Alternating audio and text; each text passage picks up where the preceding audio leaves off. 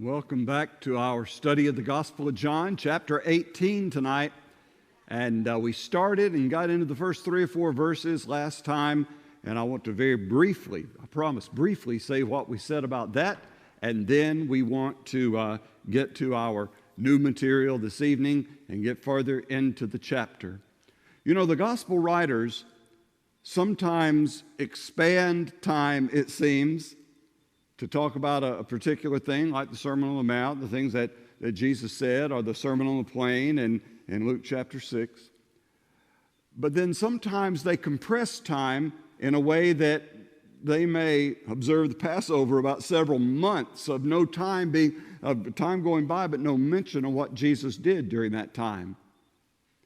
And depending on the point of view and the objective of the narrative that Matthew to the Jews and Mark to Gentile audiences and Luke as well, and then John writing late in the first century. Regardless of what, the bottom line was, it was like John said, it's always to bring you to trusting, saving faith in Jesus Christ. In the night before Jesus went to the cross, there is more content about that evening than some months and periods of months that John talks about in the Gospel of John. And after saying all those things that Jesus told the disciples that night between 13 and 17 of John, he went out with his disciples across the brook Kidron, and they went to a garden that they frequented. He and his disciples entered, and that's why Judas knew where they would be, because he knew it was one of the places where Jesus often went with his disciples. And so Jesus wasn't hiding. It was no secret where they were going. And Judas gets that connection now in that dark night with his name for all history of Judas who betrayed him. What would you be best known for to this point in your life? This was the last of Judas's life. And when he died, he carried with him for all the rest of time in this world and maybe out into eternity, Judas who betrayed him. I don't want that to be me. I don't want it to even be Peter who denied him. And sometimes people know that and don't know the amazing comeback that Peter had to become who he was, as the Lord used him in a mighty way in Jerusalem and in growing the first century church so rapidly, not only in Jerusalem, but across the world as they knew it. But Judas is known for this, and he's going to come out there with a band of soldiers. We said last time that's a word, cohort, that is really probably several hundred soldiers and some officers from the chief priests and the Pharisees, even some of the big brass, the big leaders. Officers is not necessarily saying a military or law enforcement officer. It's the high officials, the big people in the Jewish establishment, and the Pharisees who were always chomping at the bit to get Jesus. They went there with lanterns and torches. They were armed. And they had out their search lamps to look for Jesus and round him up and bring him in. What happens here, and we'll talk about this more as we get into the chapter more tonight, is that this overkill to go out and arrest Jesus, who had never been anything but a peaceful teacher among them. He did turn over a few tables one time or twice in the temple to protest the way that they had turned it into a merchandise place. But Jesus was meek and gentle and kind. He was the healer. He was the one that spoke words like nobody had ever heard before, but they went out like he was a mass murderer or somebody else that they had to massively demonstrate their force against this dangerous criminal. And they went out there to get him that way. And Jesus knew all that was going to happen. That is an important line in this dark evening. They didn't sneak up on Jesus. They didn't catch him or trap him. He knew what would happen. And he came forward and said to them, "Whom do you seek?" He had known it from the foundation of the world, remember? And he knew that the time had come. And he went out and said, "Who are you looking for? Whom do you seek?" And then, as we pick up tonight in verse 5, they answered him. And by the way, I invite your questions and comments. This is not an ideal seating arrangement for a lot of interactive discussion, but I welcome any discussion you might want to have. Any comments or questions you have, just wave at me. And don't wave like that, because I'm busy and I might not see that. But if you'll really wave, I'll get you and your comment, and we'll go with that. Okay? Any waivers? Not yet. Okay. Jesus tells them, when Jesus says who you're looking for, they say, Jesus of Nazareth. Factual? Yes. His hometown was Nazareth. He said, well, I thought he was born in Bethlehem. He was, but this is where he grew up, in Nazareth. You remember what Nathanael's reaction was when Philip told him back in chapter 1, we have found him, and he's Jesus of Nazareth. What did Nathanael say? Nazareth? Can any good thing come out of Nazareth? And what did Philip tell him? Did he challenge him to a debate? Nope. He said, come and see. And when Nathanael went and saw, he started following Jesus. He was amazed when Jesus knew him and knew who he was and the kind of man he was, and that he had seen him sitting under the fig tree before Philip got to him. And that persuaded Nathanael all he needed to know to give up his old way of life and to follow Jesus, to become what Jesus would teach them as a fisher of men later on. Now, we think that's beautiful, but remember, Nathanael spoke not his personal prejudice, but the common opinion of the Jerusalem Jews that nothing good could come out of Nazareth. Also, remember at the end of John chapter 7, you remember when Jesus was toe-to-toe with them again and was talking to them, and when the guys from the arresting party came back to the Pharisees without Jesus, they said, why didn't you bring him? And they said, nobody ever taught like this. And they said, you going to be his disciple too? And then Nicodemus tried to reason with them. And he said, we better be careful about this. If he really is of God, it won't do you any good to fight against him. And they jumped on Nicodemus then and said, are you going to be his disciple? You go look and see. Out of Nazareth there arose no prophet. No prophet came from Galilee. And Jonah came from Galilee, as a matter of fact. They were just wrong about that. But that's when they say Jesus of Nazareth, they're repeating their disdain for Jesus. Now, Jesus will use that very same term later, one time in the book of Acts. Who does Jesus appear to in the book of Acts? Saul of Tarsus on the Damascus road. And he says, Saul, having lost his sight for a few days after the blind light came along, and he's down on his knees, and he says, who are you, Lord? And Jesus says, he identifies himself by a name that any self-respecting Jewish leader who hated Christ and hated the people who followed Christ would immediately recognize. I am Jesus of Nazareth, whom you're persecuting. It was a fact, yes. But when they said it this night, they were looking for Jesus of Nazareth, they didn't just mean his name and address. It was in derision, like everything else that was going to happen that night to Jesus was. And so Jesus doesn't deny it. Jesus says, I'm he. And when he did, there's two schools of thought about what happened next. They drew back and fell to the ground. Sounds like they were caught off guard that he just said it was him, that was him. They were standing face to face with him, and they went back and fell down in fear. Maybe.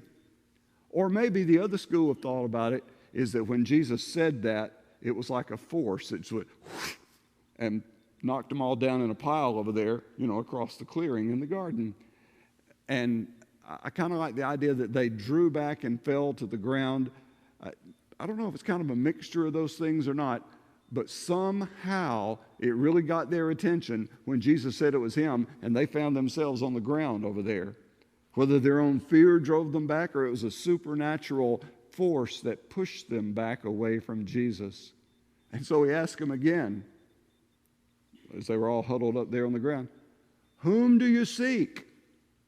And they said it again, "Jesus of Nazareth." And Jesus says, "I told you that I am he. So if you seek me, let these men go." Now, Jesus in the previous chapter had prayed a prophecy. He told the Father that he had lost none of the men that you gave me, talking about the apostles, except the son of perdition, who's going to do what Scripture had already foretold he would do. That's talking about Judas. When Jesus does it this way, maybe by that supernatural display of force, he says, if I'm the one you're looking for, let these fellows go. And for some reason, they went along with it. Now remember, there were hundreds, they had weapons, they had torches, they could have rounded them all up. He could have done away with them all.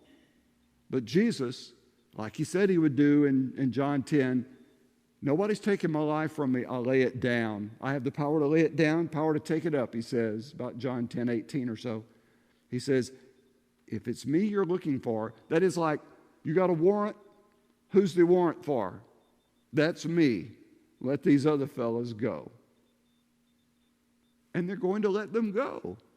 And see, verse 9, John tells us, kind of parenthetically, this was to fulfill what he said about, of those whom you gave me, I have not lost one. Jesus was protecting his people out there when he turned himself in and told them they needed to let the others go. Simon, who had been known to run ahead of God's will more than a time or two, took it upon himself, and this is a noble thing Simon's doing, as much nobility as there can be in running ahead of the Lord. Simon's intentions were good. He drew a sword they just had with him, and he struck the high priest's servant and cut off his right ear. And that servant's name was Malchus. John finally names him. The other records refer to him, but John names him as Malchus. Matter of record now. When Peter did that, he was trying to defend Jesus with the sword, retaliation against this assault on Jesus. And Peter swung, I doubt, now a fisherman may have been good enough with a sword to aim for and get just an ear. But I would imagine that he might have been going for a little more than an ear. And he just got the ear.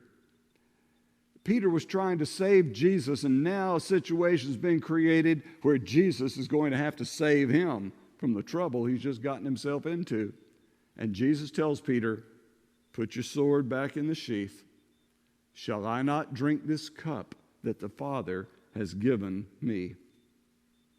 You remember back in the garden what he prayed to the Father 3 times? Father, if it be possible, let this cup pass from me. Nevertheless, not what I will, but what you will. And now telling Peter, we're not going to take the sword of defense up. I'm going to yield to the sword of civil authority, even unjust authority, because this is God's will. This is the way that God is going to accomplish his great, great purpose. I am going to drink the cup that the Father has given me. A couple of hours earlier, maybe a few minutes earlier, he's praying in the garden, please let this cup pass. And now he boldly says, shall I not drink the cup? Do you remember when the angel came and strengthened him after the 3rd time that he made that statement? I wonder if that was something that strengthened, like the record said, and encouraged Jesus. And now with boldness, he stands there and says, I'm here for the cup. Put your sword up, Peter. We're not going to use that. So the band of soldiers and their captain and the officers of the Jews arrested Jesus and bound him. Did we miss about Malchus' ear getting put back on? Not in John. How about that? That's like the garden prayers are not of Jesus praying in the garden. Let this cup pass. Not in John. The records don't contradict one another. They supplement one another. And each serves God's purpose in that narrative. And so you see, we're back over it. We don't see putting the ear back on, but he does. I wonder if that saved Peter from being arrested that night. Because this guy had committed a violent crime, and he did it against not just a nobody, some unknown soldier. It was a servant of the high priest, a member of the high priest's own household was missing an ear. And you remember Jesus put that ear back on. I wrote one of the chapters in The Abiding Companion from the viewpoint of Malchus and him remembering that night and how it was when Jesus put his ear back on. Changed him. He remembered it for the rest of his life and in the story that I made up about him. But that had to be impressive to these guys who may have recoiled at the name of Jesus and then who saw a severed ear reattached by the touch of Jesus' hand. And this guy, with that kind of power, is going to surrender to them. He came out and said, "It's me. Let's go."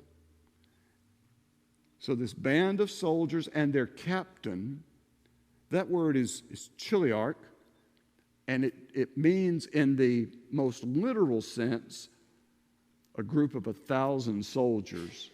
But it also stood for a Roman soldier of high rank who had hundreds of soldiers at his disposal. So this may have been the head band of this unit that came out. Not necessarily 1,000 of them, but it could have been a whole bunch of them. And the officers of the Jews, once again, the highest officials of the Jews, the arresting party is out there.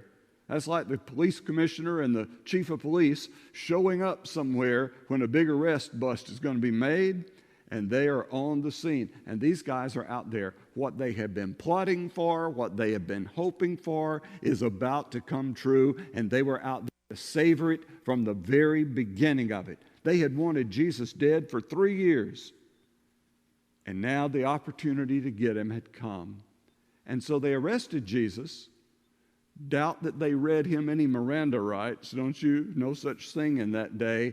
But whatever they did to him from this moment when they bound him, led him away, it's almost theatrical. It's overkill. It is, again, why the big show of force? Why are they binding him like he's some kind of dangerous animal criminal? Because they're going to make a show and a display. They're going to mock. They're going to jeer at Jesus. They're going to abuse and torture him before they crucify him. I think I may have mentioned to you before in some other setting, some other time, that one of the most unsettling scenes to me in The Passion of the Christ, the Mel Gibson movie about the crucifixion of Jesus, was when they arrested him and bound him. Jesus doesn't walk away from the garden with them. They drag him.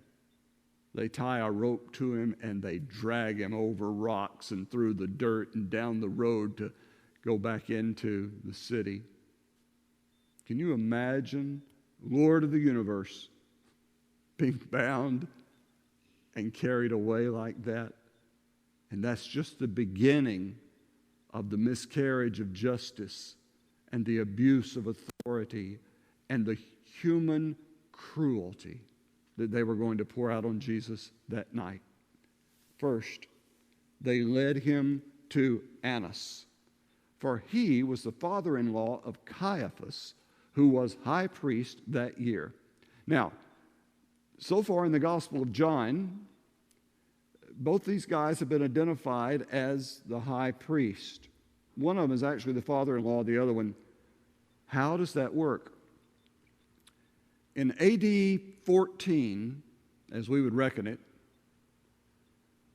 the Romans, who, by the way, this high priest was not like Aaron and other high priests of the Levitical order in the Old Testament. This was a political deal, and the Romans put in that high position of power over the Jewish religion, that they didn't mind them having their religion as long as they just kept them quiet, kept the peace. And so they appointed this guy.